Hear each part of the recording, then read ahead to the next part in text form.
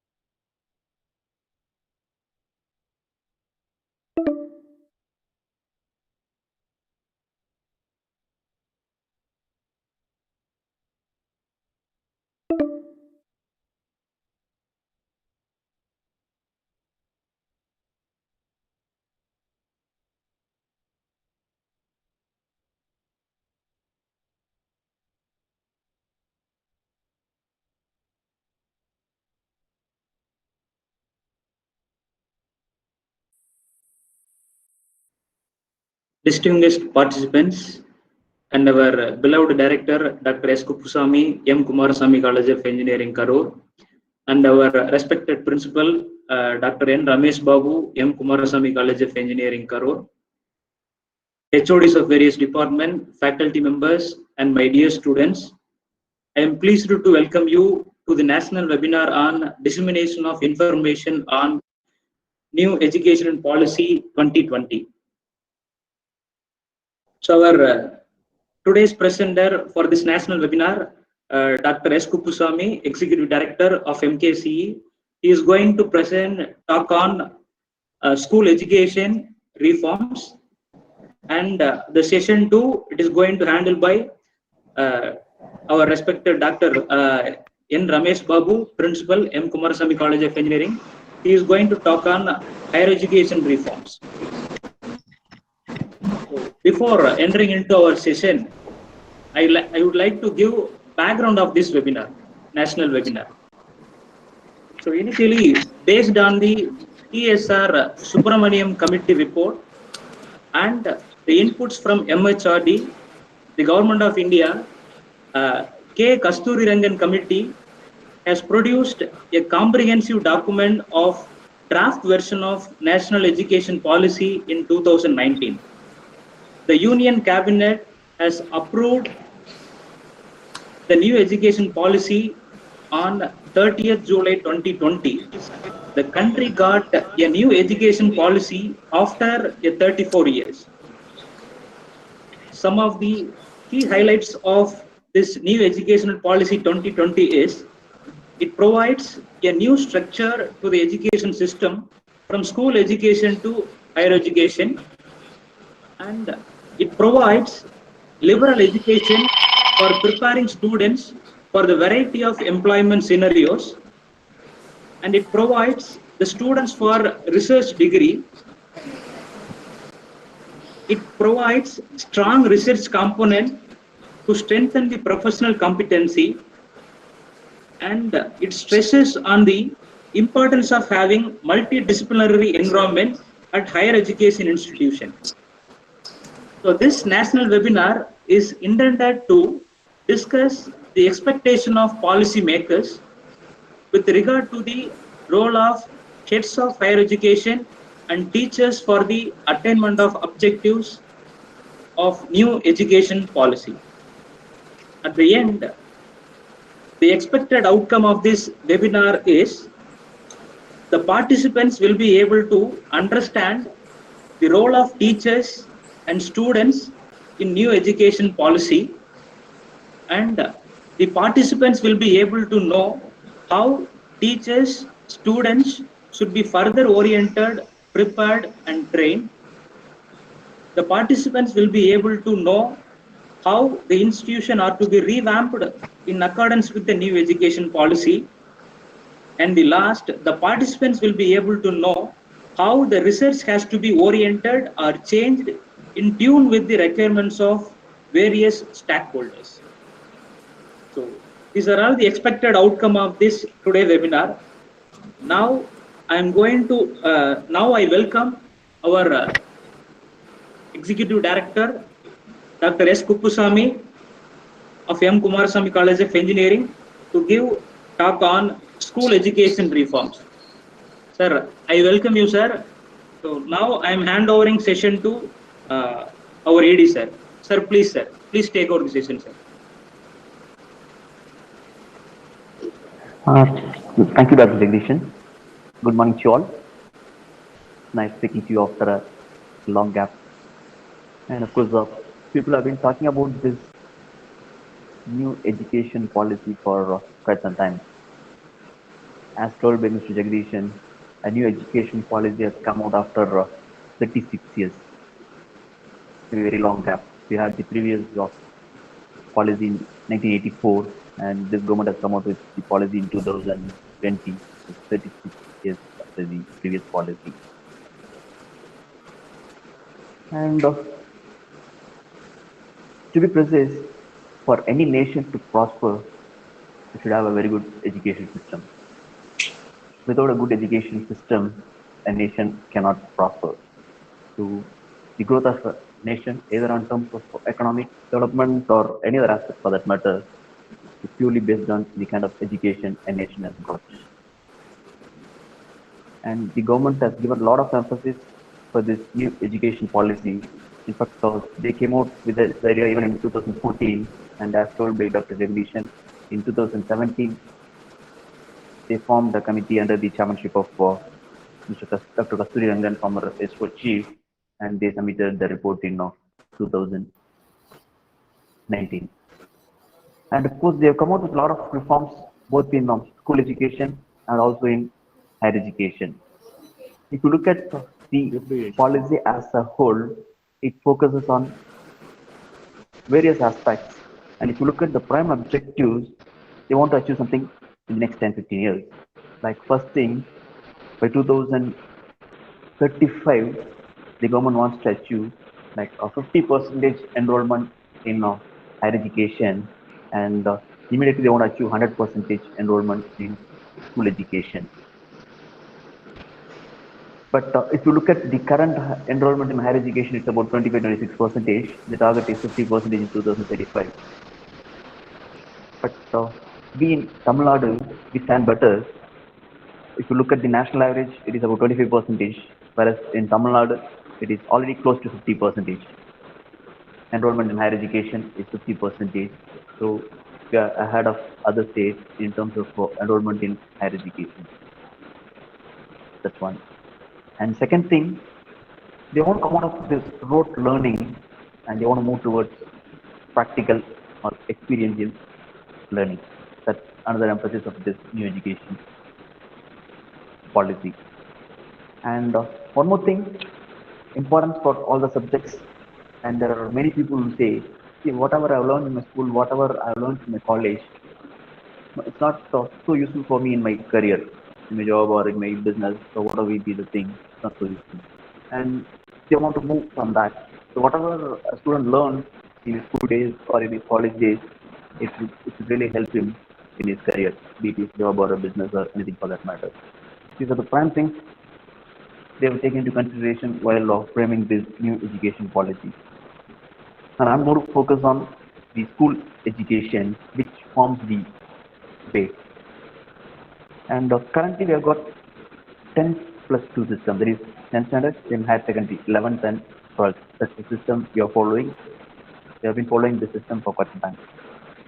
And now this new education policy has proposed a new method, that is, instead of 10 plus 2, they have introduced 5 plus 3 plus 3 plus 4 structure. If you look at it, it's about 15 years. Now it is 12 years, 10 plus 2, 12 years. This policy is proposing 15 years. That means they are bringing kids into the system as early as 3 years. So first 5 years, that is 3 to 8, that's called the foundation stage. Then 8 to 11 years old, it is called preparatory. 11 to 14, they call it as middle level. Then 14 to 18 age is secondary. That is 3 to 8 means they will categorize it. 3 to 6 is going to be like the Anganwadis or preschool. As of now, kids are entering the school education system, formal education system, maybe in the age of 6, first standard. Like whereas this policy is proposing entry of kids at the age of 3. Of course, even now we have got play schools and preschools. Those things are happening, but those things are not regulated by any authority. But now they are formalizing it. The education starts at the age of 3 and it goes up for 15 years in school education. The prime reason for introducing this 5 plus 3 plus 3 plus 4, especially entry age of 3, is research has shown 85% of the brain development for a child happens before he or she attains 6 years. That means most of your brain development happens before you become 6. And if you enter school education after 6, then only the remaining 15%.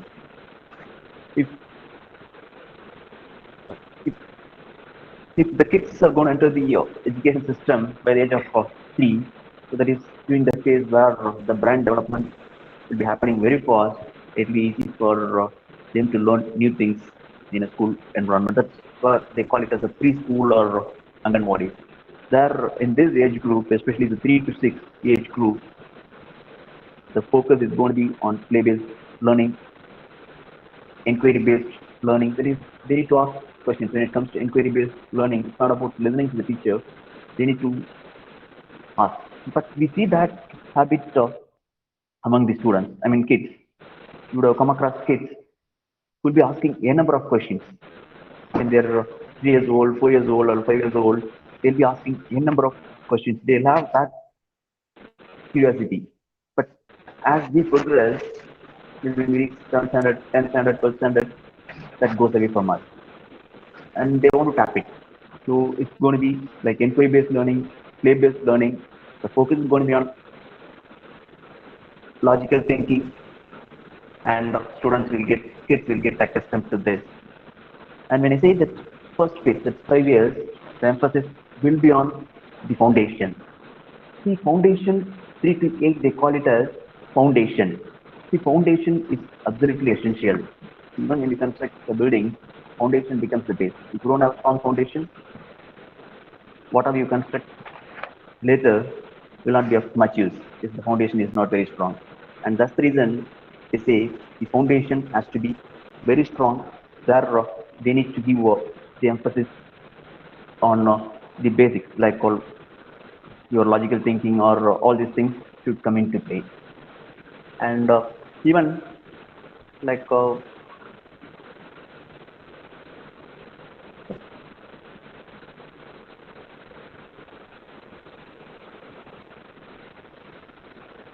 and it primarily focuses both on the numbers. I mean, your numeracy and your alphabet,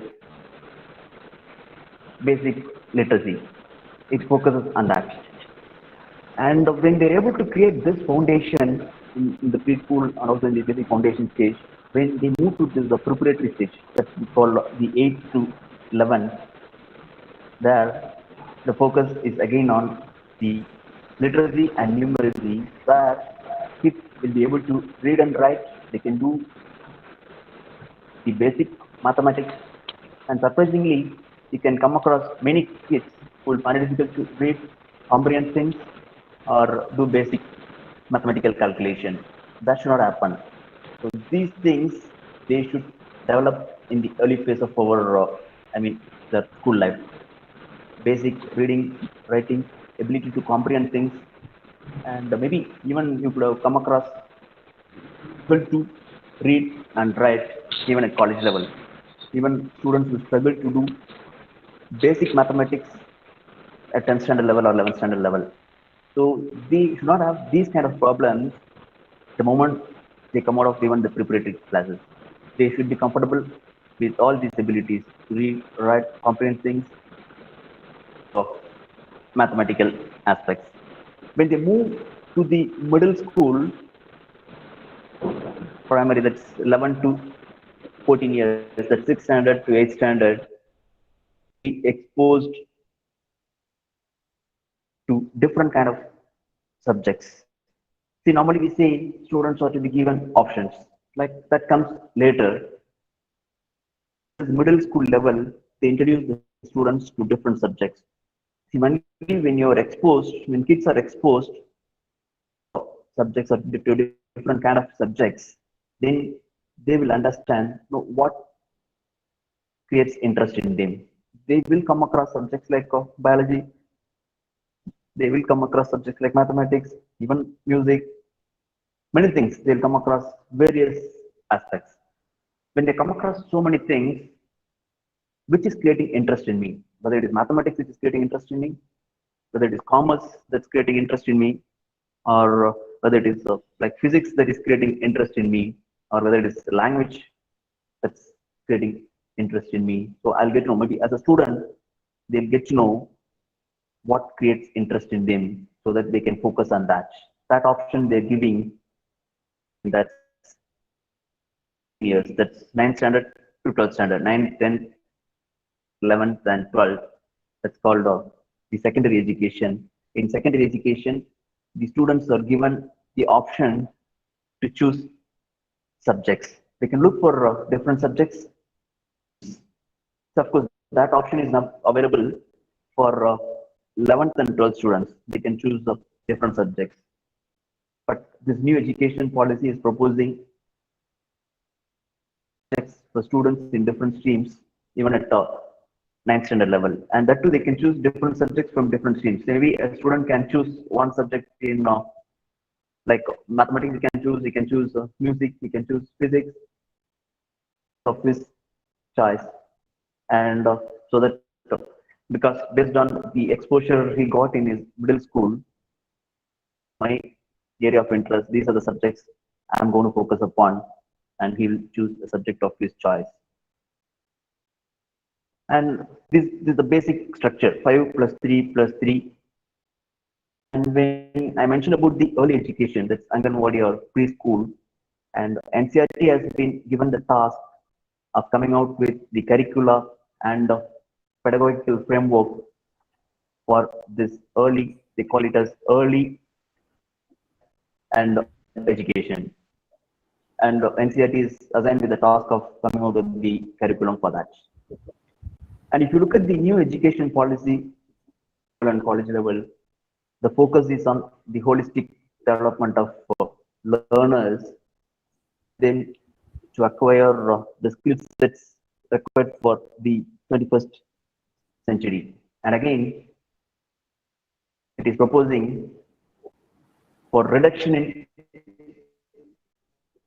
the curriculum content. See, the point is that there is no point in having a vast curriculum without students having a knowledge on it. The intention is to reduce the curriculum content.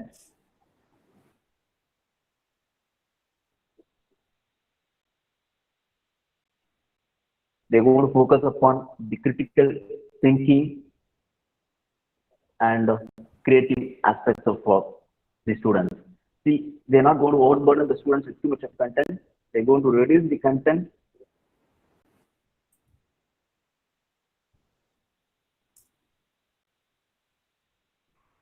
so that the critical thinking ability and the creativity of the students will emerge for the students. And one more thing, if you look at this new education policy, is that there is no rigid separation between your arts and science, curricular and extracurricular, vocational and academic. No, if you ask any school going kid now, he will say, I'm focusing more on my studies, whereas though I'm interested in music, though I'm interested in sports, I'm not focusing on it for what of time. I'm focusing only on my academics. Though his area of interest is something different, he'll be forced to focus on this. But now, this education system looks at it in a different way. They want to give equal weightage for your curricular aspect and the academic stream for information. Even now, this vocational education is being introduced from even 6th standard. A 6th standard kid will get exposed to this vocational education. Even internship comes into play at 6th standard. They are introducing even coding at the 6th standard level because they think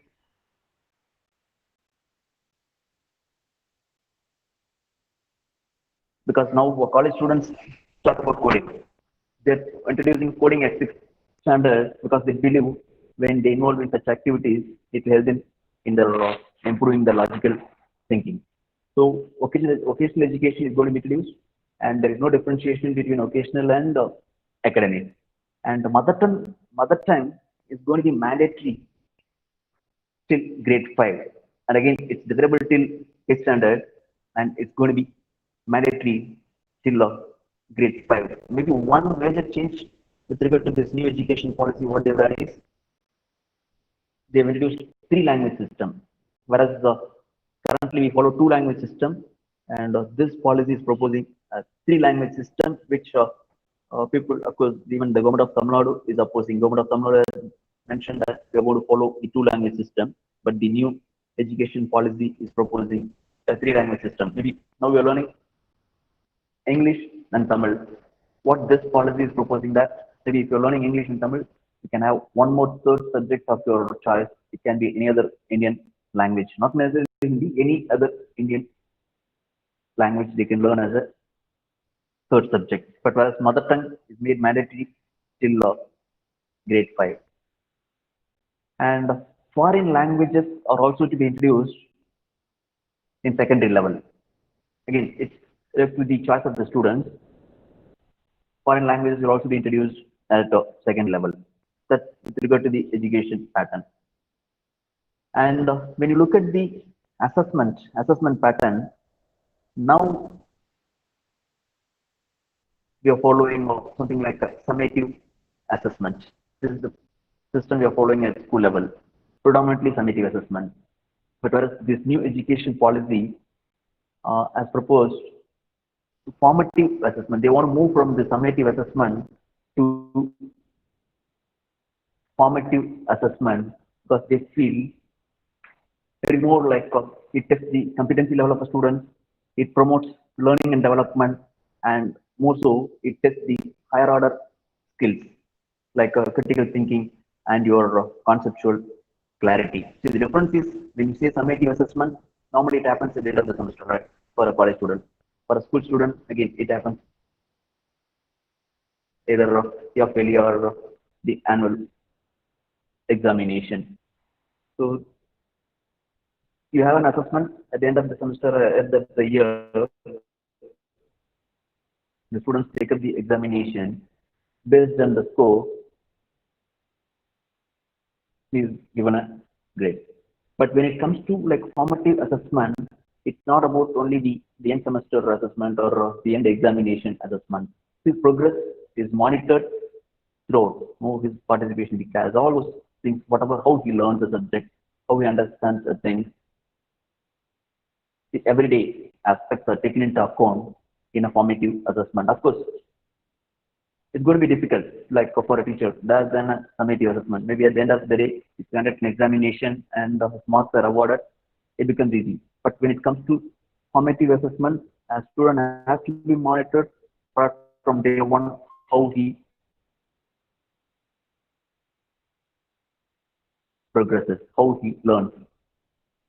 In fact, in summary, you can say summative assessment tests what he has learned, whereas a formative assessment checks how he learns. That's the prime difference between a summative assessment and a formative assessment. Or only in formative assessment, you can always test the critical thinking ability or the conceptual clarity of the student. And this new education policy has proposed formative assessment in place of summative assessment. And they've introduced the examinations, common examinations levels, grade 3, 5, and 8, whereas the board examinations is going to happen at school level, whereas the board examinations will happen only for 10th and 12th students. As we are doing at present, the same thing will continue. The board examinations will happen for 10th and 12th. And with regard to assessments, they mentioned the introduction of an assessment center. They call it PARAG. It is Performance Assessment Review and Analysis of Knowledge for Holistic Development. This is how the assessment is going to focus upon. And if you look at the new education policy, one more important aspect which they are trying to focus upon is the equitable and inclusive education. That means many students are not getting education, but now they want to provide an equitable and inclusive education for everyone, including the socially and economically disadvantaged. See, no one should go out of the education system for one of money or because of a gender or because of a social background. And to ensure that, they are introducing something like mentoring, scholarships, financial assistance, and something like a special education zone. And these are the measures the new education policy is proposing to ensure that everybody gets access to education. That's, they say, equitable and inclusive education. And one more aspect of this is that this is the first time they have proposed and like accreditation for school education. As of now, we have got accreditation for colleges, accredited by various agencies. Of course, that they're going to change. But as of now, we don't have any accreditation system for schools. But now they're introducing a standard setting and accreditation for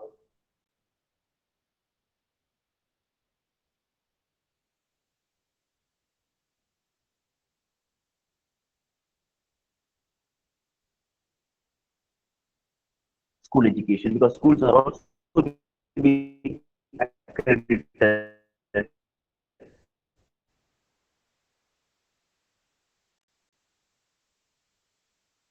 authority and school quality assessment and accreditation framework.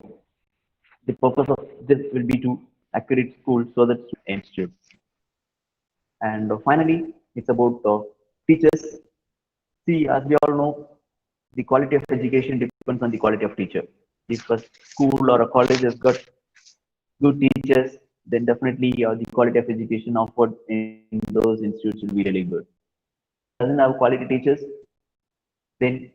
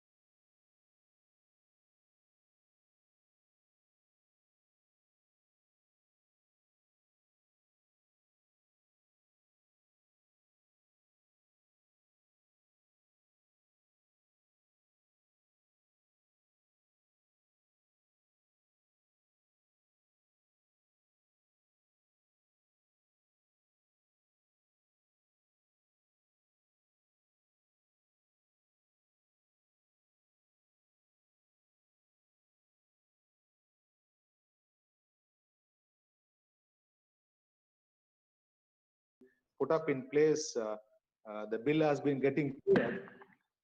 Before that itself, it has been started across the globe, and especially in India, every institute now started learning online learning. Okay, this has been a part of it, and why not? This has been becoming a path to provide how this is going to happen.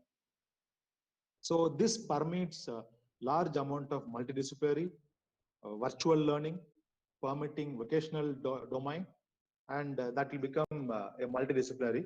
So institutions will become standalone, autonomy, multidisciplinary in another 15 years, 20 years time frame. That was their entire thing.